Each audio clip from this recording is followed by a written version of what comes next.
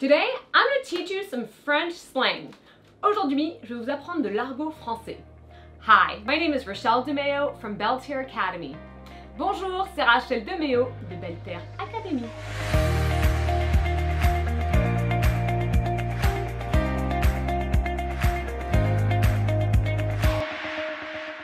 So in this second video in our mini-series all about different types of French slang, we're just going to cover some basic slang and I'm going to teach you some of the expressions. Donc dans cette deuxième vidéo, dans notre mini-série de argot français, des types d'argot français qui existent, on va juste parler d'argot de façon plus globale et je vais vous en apprendre un petit peu. So again, keep in mind that slang in a language in general is always changing. Donc, n'oubliez pas qu'une langue, et notamment l'argot, change constamment. So you really want to keep up to date with the newest slang. And some expressions even I used as a kid, like c'est clair, like it's clear, we don't really use anymore, and now we'll use something else. Donc en fait, même par exemple avec des expressions que moi j'utilisais plus jeune, quand par exemple je disais c'est clair, et bien maintenant on s'en sert plus. But the thing that's cool is that as you learn French slang, there's a couple things, there's two keys I want to give you before we dive in. Donc alors que vous apprenez l'argot français, je vais vous donner deux petits clés avant qu'on se lance à fond dedans. So first thing is that, like I mentioned, language is constantly changing, constantly evolving, and you do want to keep up with it by asking native speakers or obviously traveling to places where you are going to hear it. It can be through movies and radio stations as well. Donc première chose, je l'ai mentionné en fait, c'est d'être suffisamment exposé à la langue parce que la langue change constamment et donc du coup vous voulez vraiment être mise à jour des nouvelles expressions qui se présentent soit en demandant à des personnes natives, soit en allant dans un pays qui parle la langue, comme ça vous êtes du coup bien submergé avec les expressions, ou même à la télé, des films que vous regardez, la radio, etc. The second thing that's good to know is that people of all ages adopt slang, and so the slang is not necessarily considered crass or a cuss word. We're just talking about basic slang like you'd have in English. Donc en fait, quand on parle d'argot, c'est quelque chose qui est adopté par tout le monde, c'est-à-dire que même les personnes âgées ou quoi vont adopter l'argot qui rentre dans le vocabulaire français. Et en fait, on l'utilise. C'est pas quelque chose qui fait vraiment trash ou quoi de s'en servir, parce qu'on parle pas vraiment de gros mots là, on parle vraiment d'argot. Now let me just teach you some of the newest ones. I have 2 or 3 videos on French slang, and if you are a premium member, we're going to cover in depth a whole lesson just on French slang. So I only want to give you a little bit here to kind of introduce it on some more recent slang. Donc, je vais vous apprendre quelques mots en argot. Si vous êtes un des membres premium, eh bien, on va en parler en cours justement. On va faire toute une leçon où on va parler justement d'argot français. Je vais vous donner plein d'expressions, mais là en fait, je vais juste vous donner quelques trucs et aussi comme on peut apprendre quand on apprend l'anglais. So one we use a lot is kiffer. Kiffer just means to like. In French, we didn't really have a term to say to like. We just had to love, aimer. Kiffer is more the equivalent, your English equivalent of to like, but it is slang.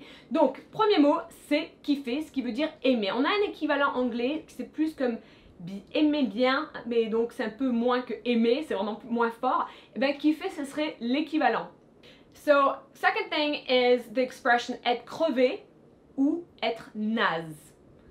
Être crevé ou être naze means to be tired. Donc, être crevé, être naze, être fatigué. So, être fatigué is usually the way you'd say I'm tired, but here, être crevé ou être naze is simply the slang for it. Again, not any cuss words, just slang.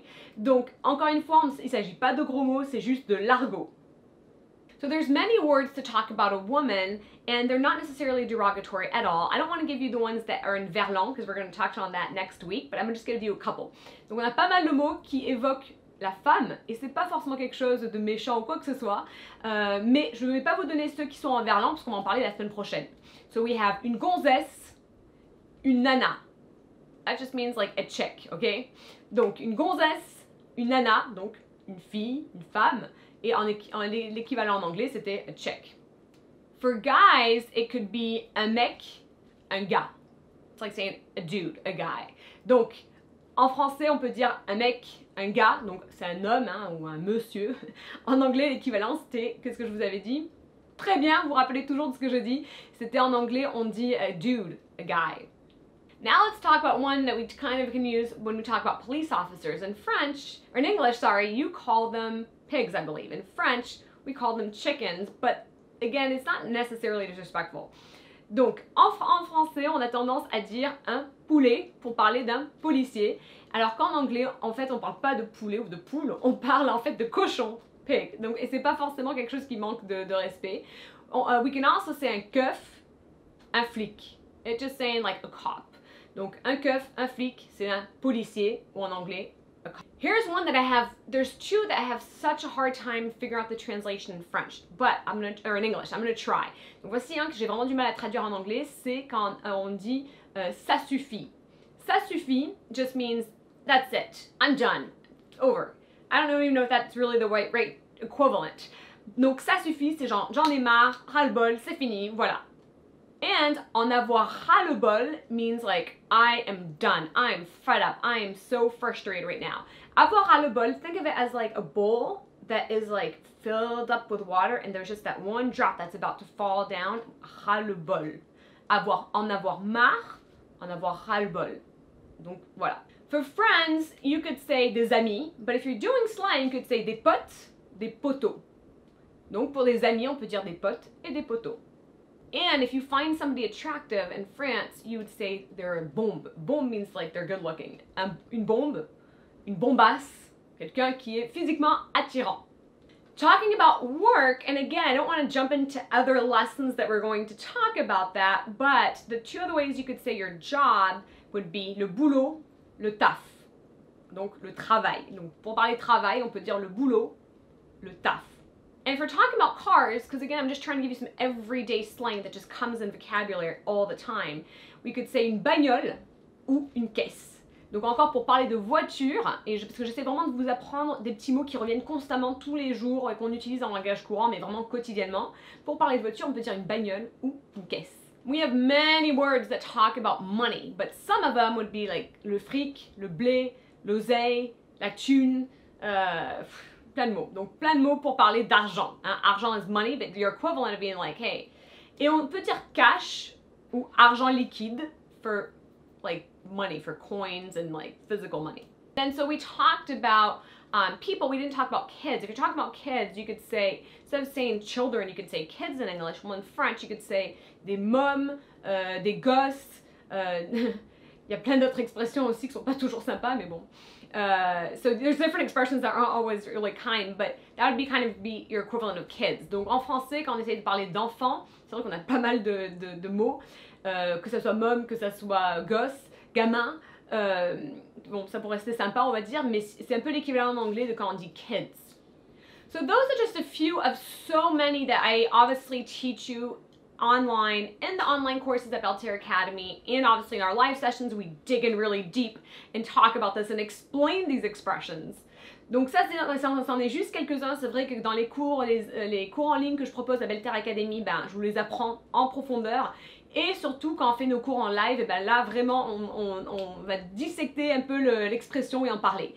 The last thing I want to kind of tell you that's very important with expressions is that expressions and slang really change per region.